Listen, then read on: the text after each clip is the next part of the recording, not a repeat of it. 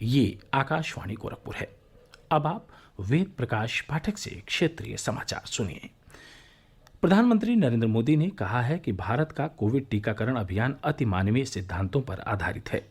उन्होंने कहा कि इसमें उन लोगों को प्राथमिकता दी जाएगी जिन्हें संक्रमण का सबसे अधिक खतरा है।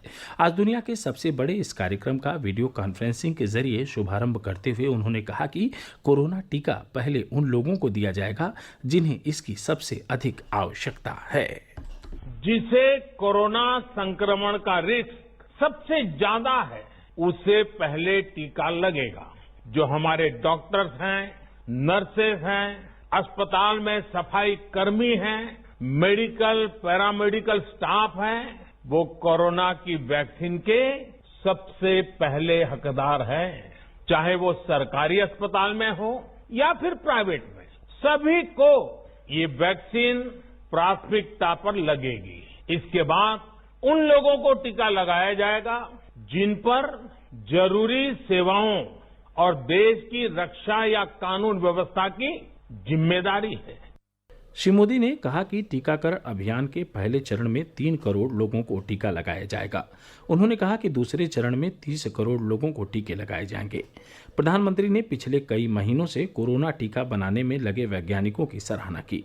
उन्होंने कहा कि इतने कम समय में देश में 2 टीके तैयार करना गर्व की बात है। श्री मोदी ने कहा कि टीके की 2 खुराक देना जरूरी है और इन दोनों के बीच लगभग 1 महीने का अंतर होना चाहिए। टीके की दूसरी खुराक के 2 सप्ताह बाद प्रतिरक्षक क्षमता विकसित हो जाएगी। इस अवसर पर प्रधानमंत्री ने दवाई भी कड़ाई भी का मंत्र दिया। उन्होंने लोगों से आग्रह किया कि वे पहली खुराक लेने के बाद मास्क का इस्तेमाल करने और सुरक्षित दूरी बनाए रखने में लापरवाही न बरतें।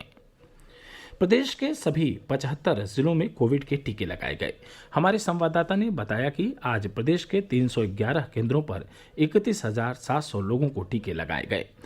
उन्होंने बताया कि आज सबसे पहले डॉक्टरों, जिला चिकित्सा अधीक्षकों, मुख्य चिकित्सा अधिकारियों के साथ बड़ी संख्या में स्वास्थ्य कर्मियों को टीके लगाए गए। प्रदेश में कई स्थानों पर केंद्रीय मंत्रियों और राज्य सरकार के मंत्रियों ने टीकाकरण अभियान का शुभारंभ किया। मुख्यमंत्री योगी आदित्यनाथ ने लखनऊ के बलरामपुर चिकित्सालय में टीकाकरण कार्यक्रम का अवलोकन किया। इस अवसर पर उन्होंने कहा कि कोरोना टीकाकरण अभियान के माध्यम से इस महामारी पर पूरी तरह नियंत्रण पाया जा सकेगा। उन्होंने कोरोना वैक्सीन के लिए प्रधानमंत्री नरेंद्र मोदी और देश के वैज्ञानिकों के प्रति आभार जताया। उन्होंने कहा कि इतने कम समय में देश की जनता की रक्षा के लिए 2 कोविड वैक्सीन तैयार कर पाना प्रधानमंत्री के नेतृत्व में ही संभव था। मुख्यमंत्री ने कहा कि कोरोना टीकाकरण के इस प्रथम चरण से देश और प्रदेश को नई दिशा मिलेगी। उन्होंने कहा कि केंद्र सरकार की गाइडलाइन के अनुरूप प्राथमिकता के अनुसार टीकाकरण किया जाएगा। श्री योगी ने कहा कि कोविड नियंत्रण में मीडिया ने सकारात्मक भूमिका निभाई है। उन्होंने मीडिया का आह्वान करते हुए कहा कि वह कोरोना टीके के संबंध में फैलाई जा रही अफवाहों को रोकने के लिए काम करें। देश में कोविड से स्वस्थ होने की दर बढ़कर 96.56% हो गई है। कल 16,977 मरीज ठीक हुए। केंद्रीय स्वास्थ्य मंत्रालय ने कहा है कि देश में इस संक्रमण से ठीक होने वालों की संख्या 1,01,79,000 से अधिक हो गई है। मंत्रालय ने कहा है कि देश में कोरोना से होने वाली मृत्यु दर 1.44% है, जो वैश्विक स्तर पर बहुत कम है। देश में मरने वालों की संख्या 1,52,093 हो गई है। भारतीय चिकित्सा अनुसंधान परिषद के अनुसार कोरोना जांच की कुल संख्या 18,57,00,000 तक पहुंच गई है।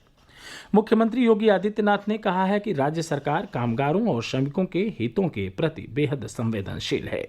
उन्होंने प्रवासी कामगारों और श्रमिकों के लिए सामाजिक सुरक्षा की व्यवस्था सुनिश्चित करने के निर्देश दिए हैं।